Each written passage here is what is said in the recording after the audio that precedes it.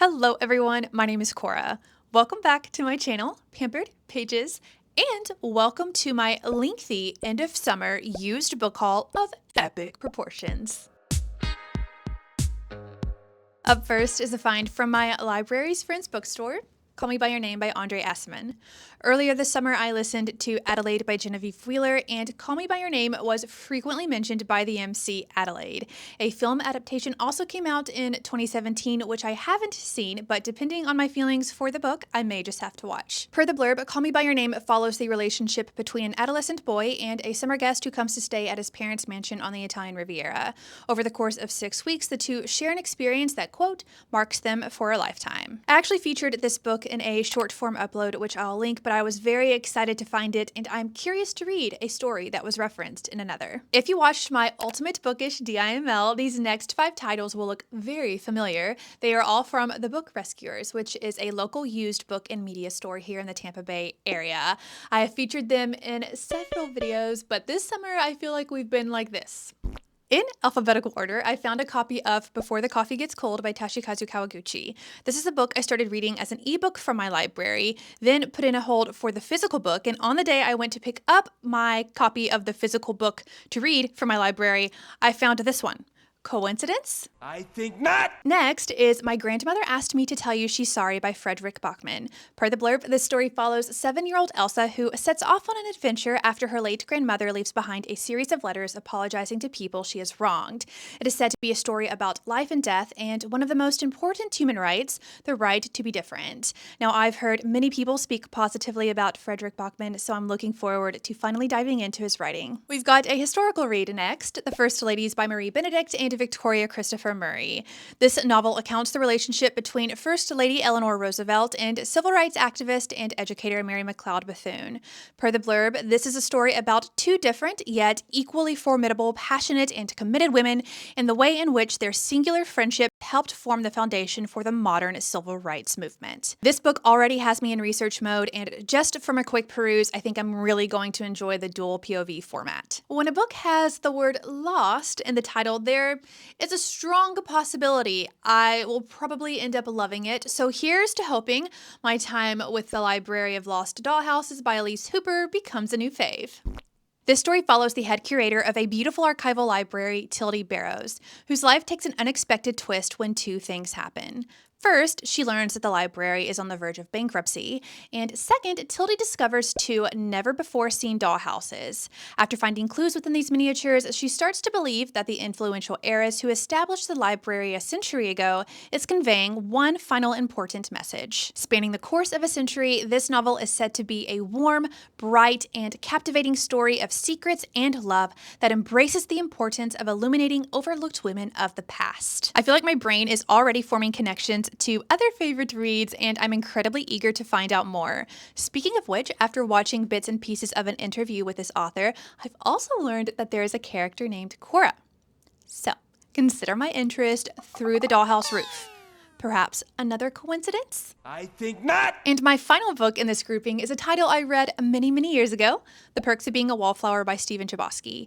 Now, I'm not sure when my eyeballs will revisit these pages, but I was absolutely thrilled to find it. And while I do recall a fond prior reading experience, I have a feeling that there will be a sense of newness when I do revisit it. I hope you've got a cozy beverage in hand because I'm just getting started on these used book finds. And this next group I have to share with you is also from The Book Rescuers. To preface, my husband and I, in my opinion, found some pretty amazing titles on this trip, and while there's a piece of hair, our shopping bag was pretty heavy leaving the store, the grand total did not take out too much weight from our wallet. Up first is another Frederick Bachman title, Beartown. Based on the blurb and the very first page of this book, I am a bit mystified. This story follows the community of Beartown, their junior ice hockey team, a violent act that leaves the town in turmoil, and the exploration of secrets and courage. I've also discovered that Beartown is book 1 in the Beartown trilogy, so TBD on what my feelings will be and if I decide to continue along. The theme of my intrigue cannot be stopped, and like The First Ladies, this next title by Lisa C. already has had me running to Google Lady Tan's Circle of Women. This story follows Tan Yun-shin, whose early upbringing during the Ming Dynasty left lasting impacts on medicine for centuries to come. This is a story about breaking traditions, the power of friendship, and the legacy that one woman left behind. I'm in the beginning stages of my read-along of Atmosphere by Taylor Jenkins Reid, but in my last library vlog, I mentioned that I would love to follow it up with Maybe in Another Life, also by Taylor Jenkins Reid. This has concurrent storylines while we follow our MC, 29-year-old Hannah Martin, who is trying to figure out what she wants to do with her life. Sign me up for potentially feeling my feels, but I've also seen in several reviews that cinnamon rolls are pretty symbolic, so here's to also seeing what that is about. Switching gears back to historical fiction, I picked up a copy of Salt to the Sea by Ruta Sepetys. Set in 1945, this story follows 4 individuals and their attempt to escape advancing Russian troops during the final months of World War II.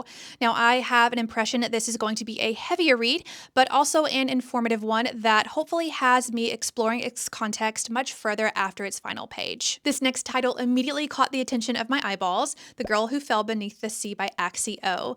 This is a retelling of a classic Korean folktale, and in this story we follow Mina, who sacrifices herself to save her brother and ends up in the spirit realm, where she searches for the sea god in hopes to put an end to the damaging storms that have been ravaging her homeland for generations. And that is just the tip of the iceberg, in my opinion, when it comes to this blurb, but it sounds oh so captivating, and I am very much looking forward to my time with this tale. Following is a book I frequently encountered many times while in Paris, The Little Prince by Antoine de Saint-Exupéry. Now, this was a gift, and on the inside front flap, the original gifter wrote, "A book about life. Enjoy." So I know it's small, but I have an inkling that this book is going to pack a powerful punch, so consider my curiosity well activated. We're closing in on the end with a book that left a lasting impression on me many years ago, The Outsiders by S.E. Hinton. Now, it's been years since I both read the book and watched the movie, and while some of my memory is a bit foggy, one line that has always stuck with me is stay gold. This next title incorporates 2 of my favorite places, Paris and libraries. My fellow page pamperers, I have The Paris Library by Janet Skeslin Charles. Based on a true World War II story about the American library in Paris, The Paris Library is said to be a mesmerizing, unforgettable novel about the power of books and the bonds of friendship and the courage it takes to forgive. I've already got this favorited on my Hoopla account, so a read-along is definitely in the works. Finally, I am ending this haul with a little free library find, Winter Garden by Kristen Hanna. This story follows 2 sisters whose lives could not be any more different, but they are brought back together when their beloved father falls ill.